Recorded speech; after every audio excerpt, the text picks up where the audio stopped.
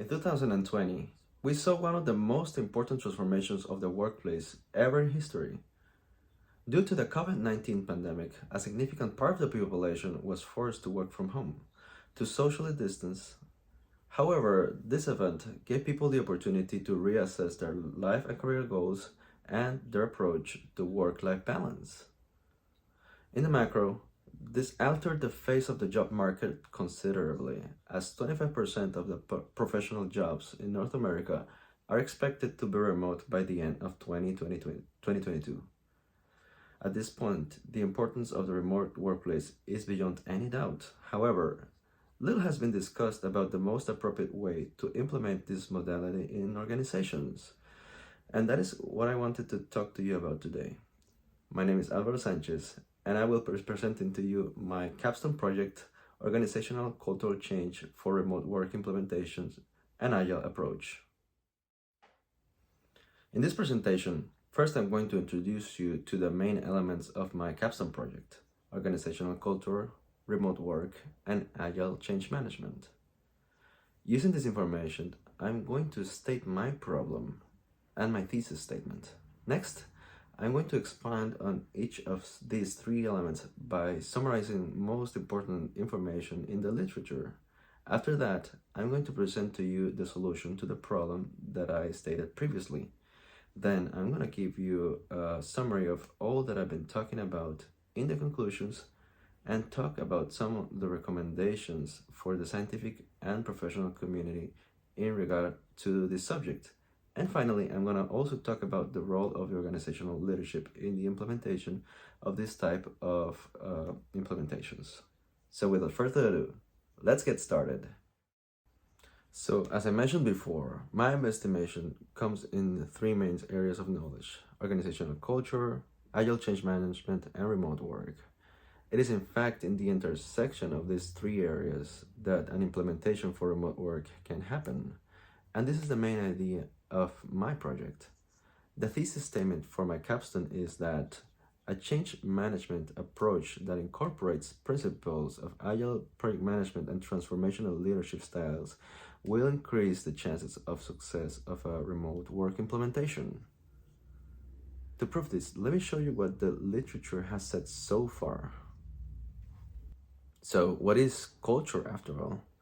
For the purpose of this presentation, let's just say culture are behaviors and mindsets that communities of humans develop and improve on to constantly adapt to their environment.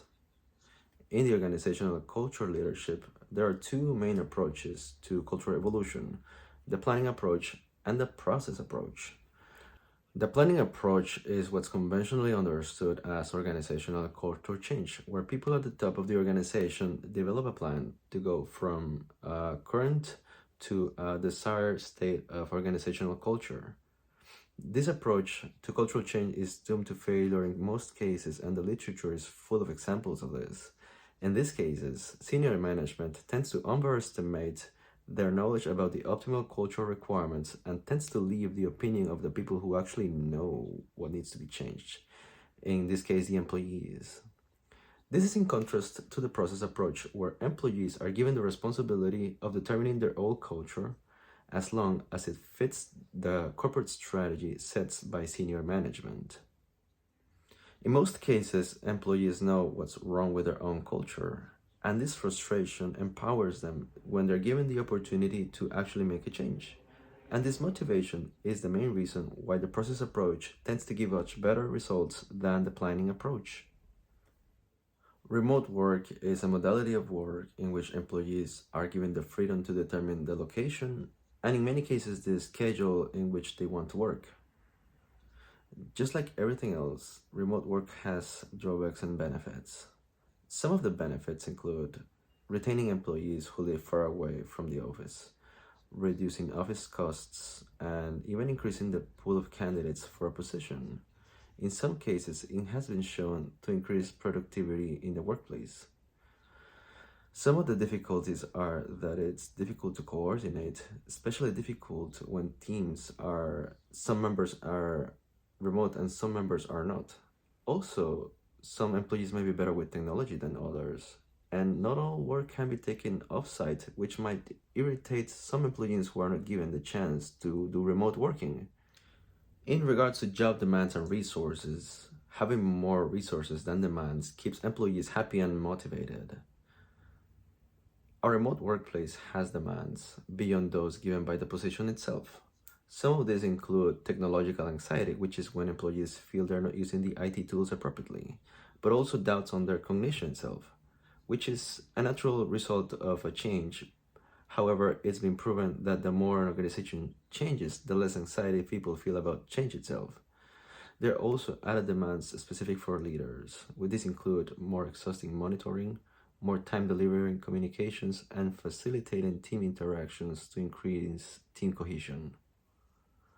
All of these demands need to be balanced with a higher amount of resources. Some of these are a natural result of remote working, like autonomy, work-life balance, and support from non-work contexts.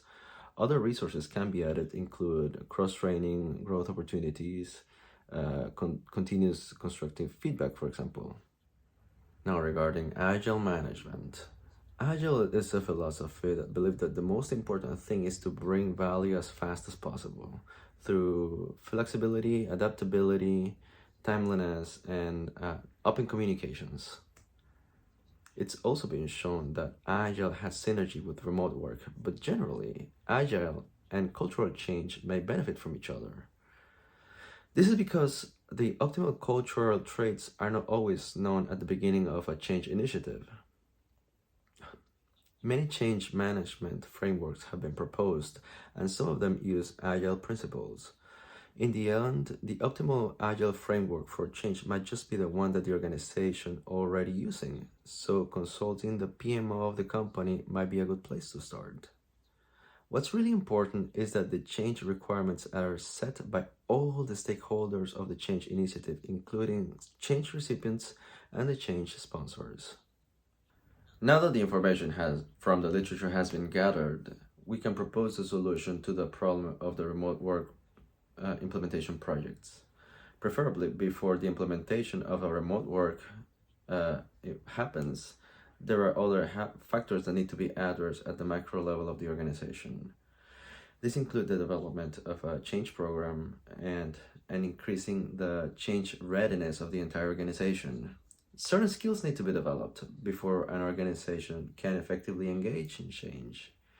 These include the development of leadership support strategies, including emotional support, the development of agile management and principles in the organization, the improvement of IT and communication, and study of the strengths and weaknesses of the organizations in regards to change.